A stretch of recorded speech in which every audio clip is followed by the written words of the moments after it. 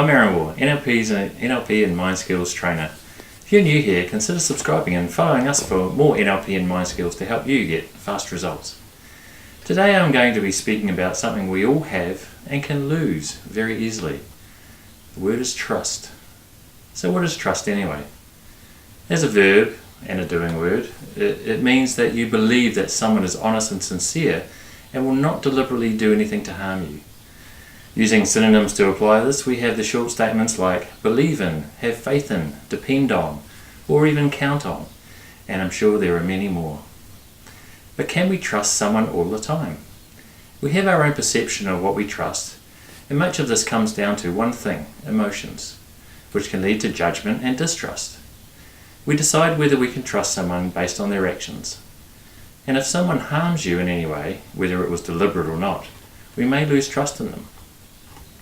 But can we know what was specifically going on in the other person's mind when they either did what they did or said what they said? So we can lose trust easily in someone.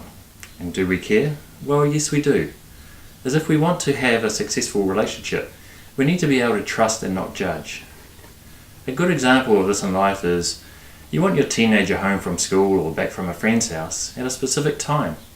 You've just set an expectation that may not be real, and that could ensure failure of your expectation, and then bring on all the emotions that can create the distrust.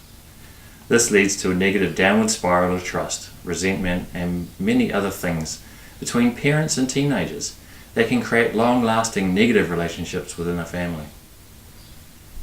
So what do we do to ensure we don't judge that person and don't lose our trust of them, as it's purely ours to have or not? Try putting yourself in their shoes.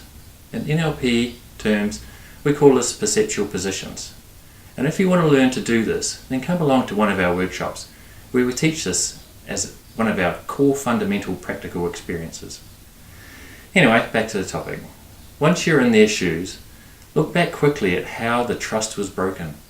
There are always reasons people do what they do, but did you go down the rabbit hole and create this distrust yourself? Trust is something you own, no one else. And what we consider harm is fundamentally a basis of emotional response based on our experiences. Harm is defined as the damage to something which is caused by a particular course of action. Think of yourself driving a car along the road, but it's wet and your car starts to slip, and you see a pole on the side of the road. If you try and steer away from it, but keep looking at it, you are going to hit it. You hear stories like this all the time, a long straight road and they hit the one lamppost standing alone in a kilometre of road. This is what we do to ourselves. It's our choice to let it happen unless we start looking straight ahead again. If we look at the event from the parent's perspective or using the epistemology of the event, we could say the child did it on purpose just to make me angry, or they weren't considering my reasons for having them at home at that time. Even if that was a one-off event, will you trust them next time if this so-called harm is being done? And if you do, and they get home on time with, say, 1 minute to spare, what's your response going to be? Geez, you're cutting it fine, boy. Lucky you made it on time. Lamppost. Sometimes we put ourselves into a double bind with these sorts of reactions. Have you heard the expression, you're damned if you do and you're damned if you don't? What do you think your teen is thinking? Well, if I get this sort of response, I may as well be late home. This spiral can create the disasters of having teenagers going off the rails. And you know what? Adults are the ones who should be setting the example. But oh, it doesn't stop there. What about your partner or spouse? Yes, it can happen there too. So does this sound familiar?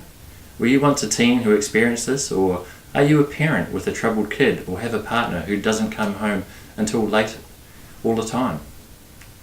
You know what? If the cycle is broken, the damage to everything can be repaired. But you ask yourself how? Well, our workshops are designed to help you achieve understanding these sorts of issues. And we've had great success with our students and the changes in their lives that have helped bring families back together or partners even refinding love. My one takeaway for you today is no one can make you feel anything. The choice is all yours, and with the right tools, you can choose to trust again. If you're keen, subscribe and join us for more NLP and Mind Skills to create your future now and master your life.